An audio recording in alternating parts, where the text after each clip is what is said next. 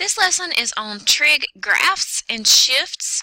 We're going to be talking specifically about the graphs of the 6 trig functions and just a few of the things that can be done to them. Not everything. We will have other videos to come on every possibility of changing the graphs.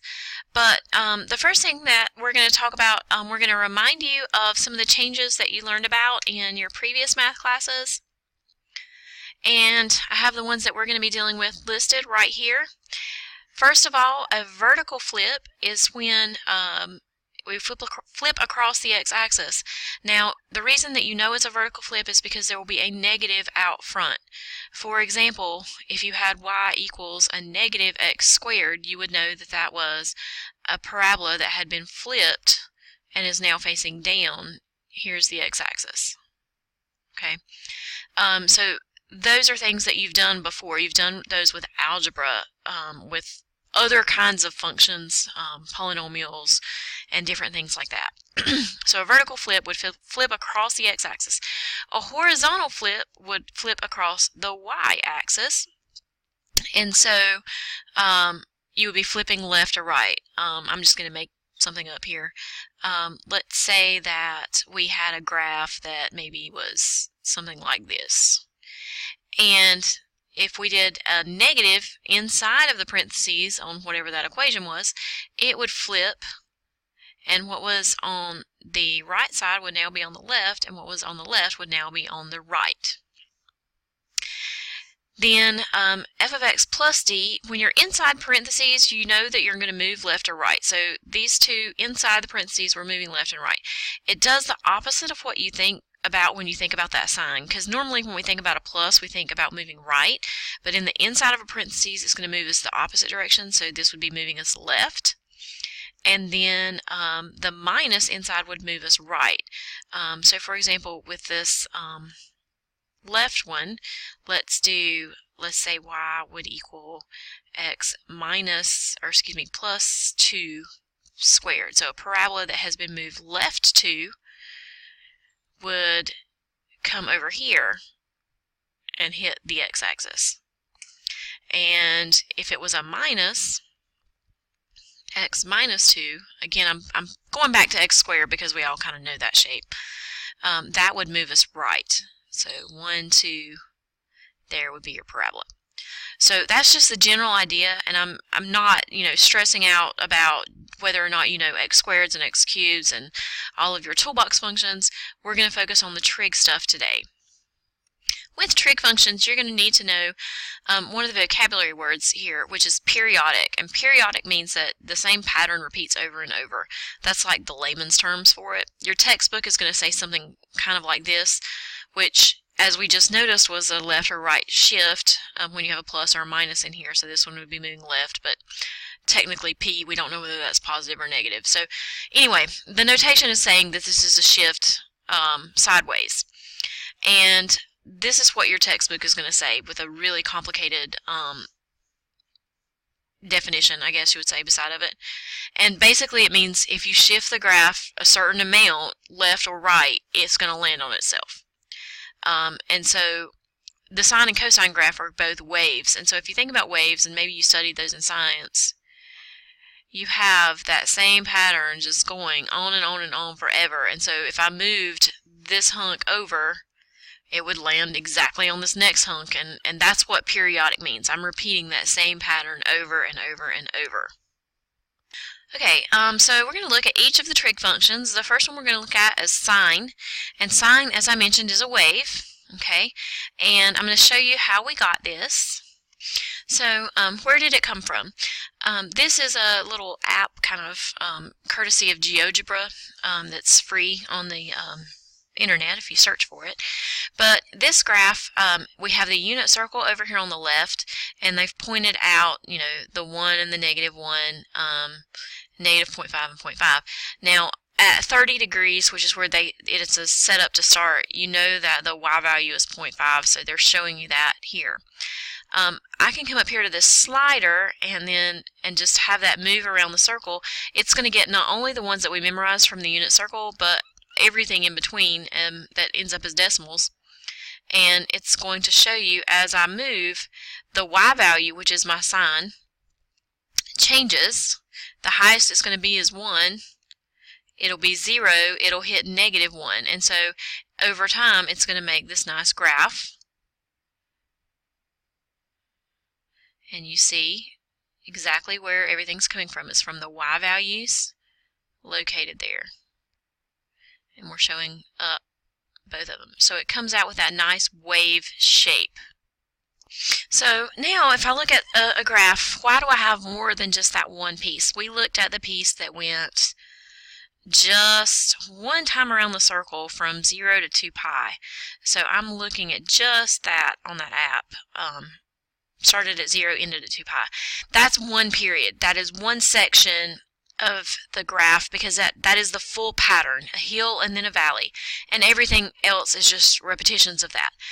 It does keep going to the right forever because you could go around the circle more than one time. It goes to the left forever because you could go backwards around the circle more than one time.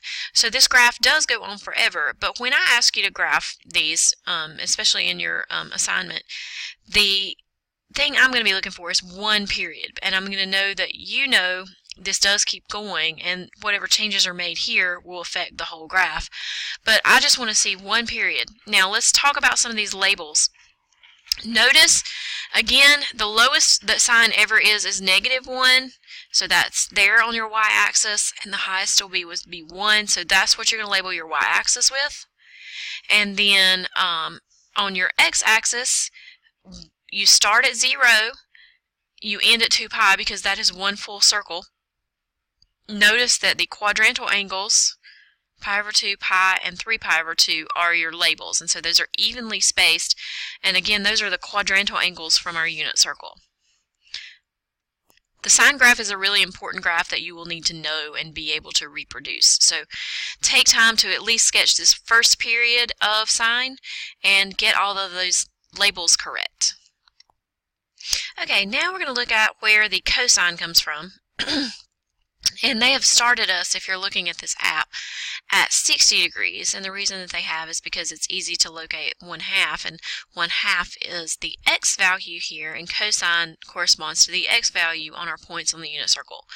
So, again, the x value, the furthest it will ever be is 1, and that happens at 0. And that's why you notice on the graph over here, they're at 0 degrees, they're at 1. When it hits at pi over 2 or 90 degrees, you'll notice that it's to 0 because that's where the x value is 0. When it hits at 180 or pi, you're at -1 for an x value. And then when you get to 270 or 3 pi over 2, you're down here at 0, -1, so 0 for an x value again, and then back around. So notice what happens as I make the angle change to bigger and bigger as we go around the unit circle. Okay, and we get this nice smooth curve. Now this one, just like the other one, does keep going, and it's kind of a shift of the sine because of all those related values on our unit circle. It's the top of a hill, and then it has a whole valley, and then the top of another hill. But if you kept going, it would just be another hill added onto that. So let's look at that. Okay, so again, like I was talking about, if you put these together, you end up with something that looks about just like the sine graph did, and in fact they're hitting the same values. It's just that the cosine is shifted over, and it starts at 1, whereas the sine graph starts at 0. So when I ask you for one period of the cosine graph, I am talking about just from 0 to 2 pi. So again, hill, valley, hill, looking at that. Notice also that the labels on your x and y axis are the same. Your y axis is going to go from -1 to 1. Your x axis is going to have 0 and 2 pi as the endpoints, and then your quadrantal angles, pi over 2, pi, and 3 pi over 2 labeled from there. Again, this is the shape you're expected to know for cosine graph. Okay, I don't have a fun little here's where it came from app to show you with the cosecant graph, but I can show you, if you remember, cosecant is 1 over the sine, And so it has a relationship with the sine graph. And if you'll look, if I drew a sine graph in here, a sine graph would fit like this. And in fact, if I'm going to draw a cosecant graph, what I do is I do a sine graph that's dotted, and then I come back in and draw my cosecant in. Notice that you have vertical asymptotes where the sine graph crosses the x-axis, and there will be one at 0, it's just not shown here.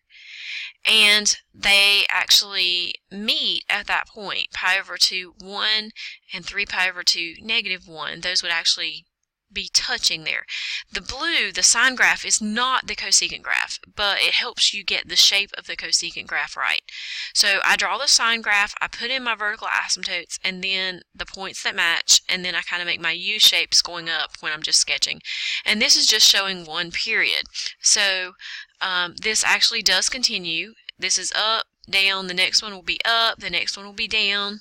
If I were going backwards, the next one would be down.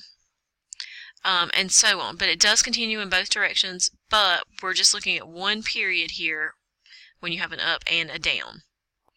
Secant is really similar. It's just that secant is the same as 1 over cosine, so this is related to the cosine graph. So if I came in to 0, 1, like we just talked about a few minutes ago, and did my cosine graph, mine's not too curvy there at the beginning, it's going to have that same relationship where the cosine graph is crossing the x-axis. The secant graph has a vertical asymptote. So those two places, pi over 2 and 3 pi over 2, they are touching at 0, 1, at pi, negative 1, and at 2 pi, 1. But the blue, again, is not the graph. Secant is that red graph only. It's the curves up and down. So if you were looking at a bunch of them together, it would just continue left and right forever, just like you see it here. But again, I want you to focus on learning how to draw one period of that and what one period of the secant graph looks like. I do have a app for the tangent graph for us to look at, again, courtesy of GeoGebra, free there on the internet. This one started out at 45 degrees because the tangent of 45 degrees is 1. That's really easy to calculate. Now, you'll have to remember that the tangent graph is sine over cosine, so they're doing a little bit more complicated things than we were before. But at 45, you're at a y value of 1. At 0, you were at 0 because that point is 1, 0. 0 over 1 is 0. Now, when you get to the 90 degrees or pi over 2, let's get there. And my screen wants to jump here. Let me go back. What's happening is, here I'm at 102, maybe I can move it with this. No. When you hit that 90 degrees, it wants to, there we go. It doesn't exist. Notice that graph went on up. There's nothing here. There's a vertical asymptote because that point is 0, 1, and then if you do sine over cosine, you have 1 over 0, which is undefined. So that would put a vertical asymptote right there. We'll get another one when we get down here and have 0 over negative 1. So at 270 or 3 pi over 2, we'll get that vertical asymptote. So again, let's complete this. It's calculating the tangents as we go around. Notice that 270 again, it had that asymptote. Now, this shows us two periods of tangent because notice it's that same pattern twice. You have this up part, a vertical asymptote, this part that was kind of going down, then again you have an up part, a vertical asymptote, and a point that is or a part that's going down. So let's look at our other graph. So here's a little bit more of a clear view. The red is your actual graph. The dotted lines are your vertical asymptotes. And excuse me, we are again looking at two periods. And the reason we're looking at two periods is because the pattern repeats. You have an up and a down part.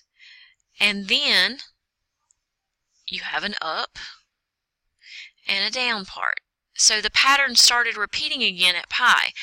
That means that the period for tangent is pi.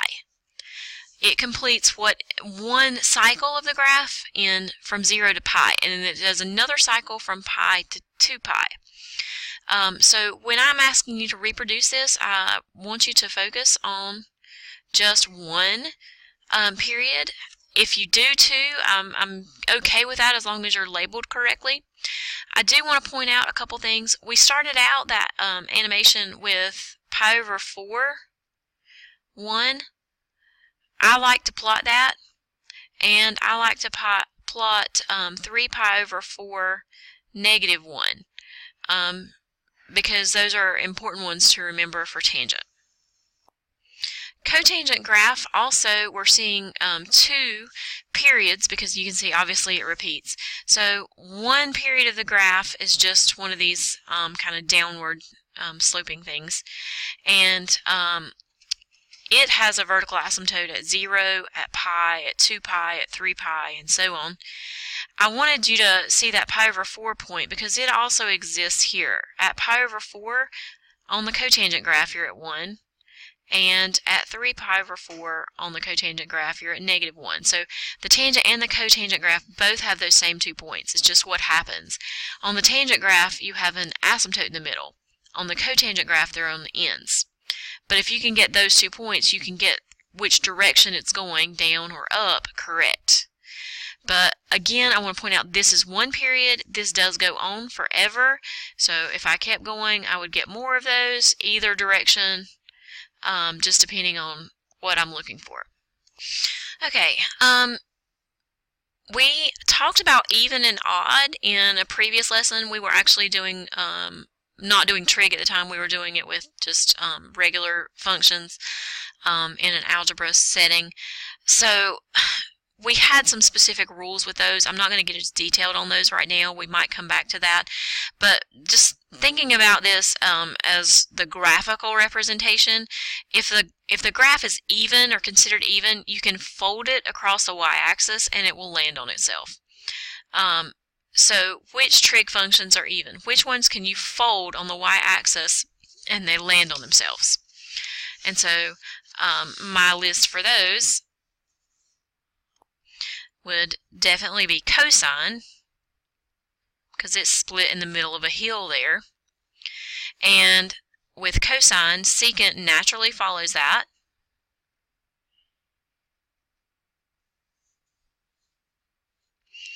And then you would think about cosecant, it would not. Sine would not. Just picture those, go back to those drawings and see what would fold. And your tangent and cotangent need to be considered as well. Neither one of those is going to work out folding across the y-axis because they would not land on themselves. And again, let's talk about odd. We're not talking about the algebraic type definition. We're talking about the more graphical representation here, not getting too crazy detailed. Odd means that you can rotate it 180 degrees around the origin and it land on itself. So you can spin it. The best example I can think of is x cubed. If I turned it, this piece would end up down here, this piece would end up here, it would land on itself, and I've gone 180 degrees. So which of our trig functions are odd? Well, starting off with sine is definitely odd. I can spin that one. Cosecant, because it partners with sine, it matches up pretty much like that. And then we also get, because of the way that it falls, tangent. Cotangent will not work. You can try that one out, but it just doesn't work out. So these three are odd. Correction, I'm sorry, I was looking at the wrong thing. Cotangent is odd too. Sorry. Make note of that.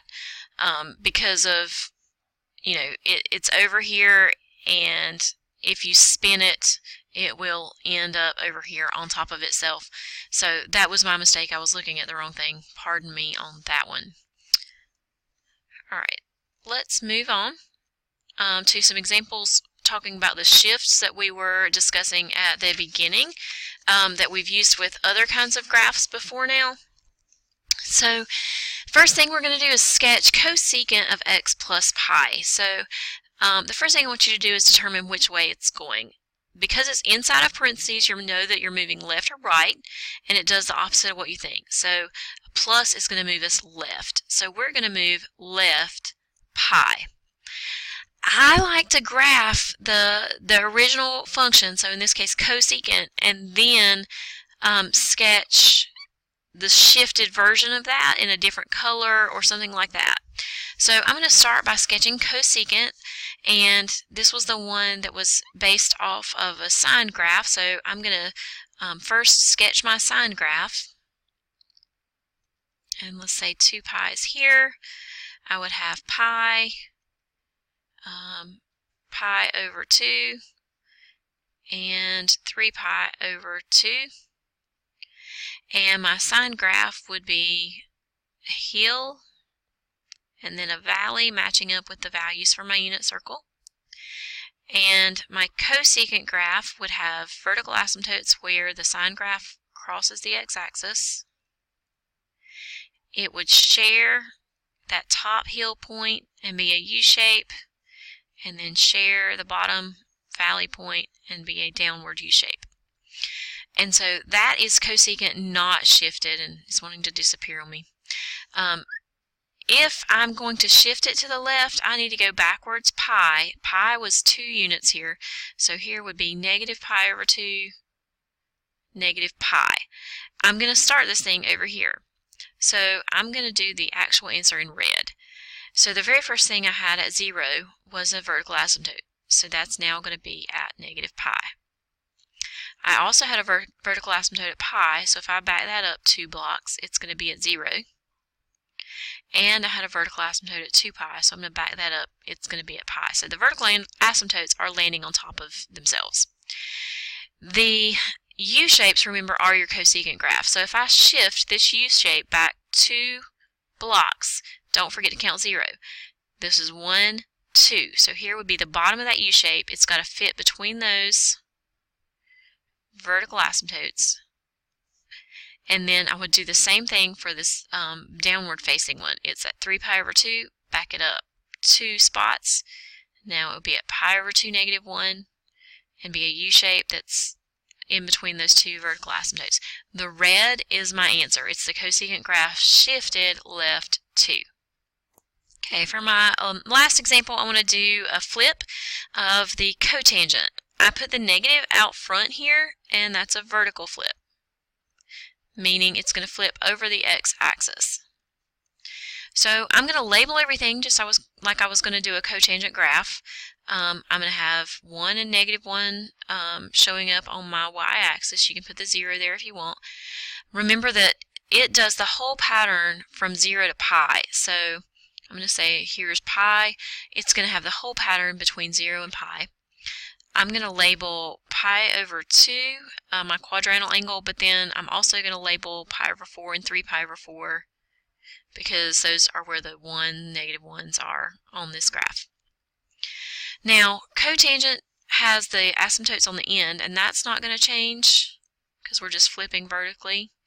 And it should go through at 0, which also would not change because that would be the kind of what we're, it's on the axis, which is what we're flipping over.